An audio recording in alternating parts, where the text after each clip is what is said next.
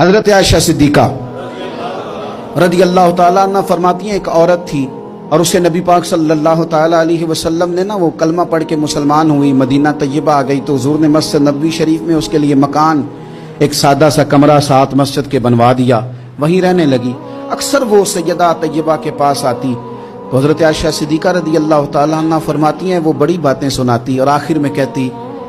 وہ ہار والا دن بھی بڑا عجیب دن تھا اور میرے رب کی قدرتوں کا دن تھا، وہ بھی بڑا عجیب دن تھا۔ سیدہ عائشہ صدیقہ رضی اللہ تعالیٰ عنہ ایک دن فرمانے لگی کہ تو ہار والے دن کا بڑا ذکر کرتی ہے، وہ کیا دن تھا؟ تو خاتون کہنے لگی اماں جی وہ دن تھا جب میرے رب پر بھروسہ اور مضبوط ہو گیا، جس دن میرا اپنے رب پر توکل اور بڑھا، میرے ایمان میں یقین میں اور پختگی آئی۔ کہنے لگی میں ایک گھر کی کنیز تھی، نوکرانی تھی، اس گھر میں ایک بچی تھی جس کے پاس سونے چاندی ہیرے جواہرات کا ہار تھا۔ اس زمانے میں چمڑے کے اوپر لوگ ہیرے جواہرات لگاتے تھے، کئی دفعہ سرخ رنگ کے چمڑے پہ لگائے جاتے تھے، وہ بچی پہنتی تھی تو کہتی ہوں بچی کے اس نے اتار کے رکھا یا اس سے گرا وہ ہار تو چیل اسے اٹھا کے لے گئی گوشت سمجھ کے اور میرے سامنے اٹھا کے لے گئی۔ گھر والوں نے مجھ سے پوچھا، یہ بخاری میں موجود ہے، گھر والوں نے پوچھا مجھ سے کہ وہ ہار کہاں ہے تو میں نے کہا چیل اٹھا کے لے گئی۔ گھر میں کچھ چوری ہو جائے تو سب سے پہلا الزام کس پہ لگتا ہے؟ ملازمین پہ۔ کہتے انہوں نے مجھے بڑا مارا، بڑی تکلیف تھی، حتیٰ کہ میری شرمگاہ تک کی تلاشی لی، میری عزت اتنی خراب کی میں بتا نہیں سکتی۔ میں نے اپنی زندگی میں ایک واقعہ دیکھا، ایک امیر گھر میں چوری ہو گئی، ملازم کو اتنا مارا کہ وہ چارپائی پہ پڑ گیا، پولیس والوں سے اتنی مار پروائی گئی کہ وہ بیچارہ چارپائی پہ پڑ گیا اور پھر وہ اتنا بیمار ہوا اور کچھ دنوں کے بعد پتہ چل گیا کہ چور تو اپنا بیٹا ہے ان کا،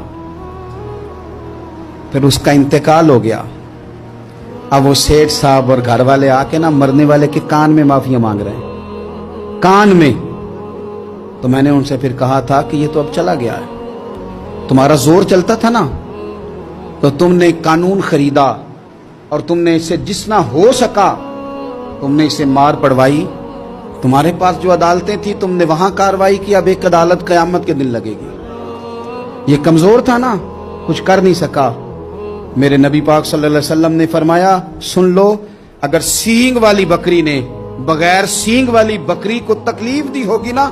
تو قیامت کے دن اسے بھی بدلہ دینا پڑے گا کہ تیرے پاس سینگ تھے اور تو نے اسے مارا تھا۔ وہ خاتون عرض کرتی ہے سیدہ عائشہ کی خدمت میں کہ مجھے بڑا مارا، مجھے تکلیف دی، میں کہہ رہی تھی کہ میرے سامنے چیل لے گئی ہے پر وہ نہیں مان رہے تھے، اماں جی انہوں نے مجھے بڑا مارا۔ حضرت عائشہ صدیقہ کہتی ہیں پھر کیا ہوا؟ کہنے لگی اماں جی جب کوئی میرا مددگار نہ رہا، مجھے تکلیف دے رہے تھے، رسوا کر رہے تھے، تو میں نے اپنے رب سے مدد چاہی، میرے رب کی طرف میں نے توجہ کی، میں نے کہا مالک اب تو ہی میرا مددگار ہے۔ کہتی ہے وہ مجھے مار رہے تھے تو وہ چیل جو ہار لے گئی تھی وہی لے کے واپس آ گئی اور ہمارے سروں کے قریب لا کے اس نے جب اس ہار کو پھینکا وہ مجھے چھوڑ کے سائیڈ پہ ہوئے، وہ میری بے گناہی جان گئے، لیکن آپ کو بتاؤں اس دن سے میرا اپنے رب پر یقین اور بڑھ گیا۔